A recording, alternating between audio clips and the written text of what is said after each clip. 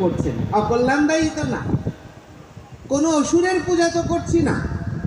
কিন্তু আমরা হিন্দুরা এদিন একটা ফেসবুক পোস্টে আমাকে একটা ভক্ত দেখালো, একটা কালী মায়ের 4টা হাত, তো একটা অভয় মুদ্রাযুক্ত হাত রয়েছে, খালি হাত, তো সেই হাতে একটা জপমালা দেয়া আছে, জপমালা।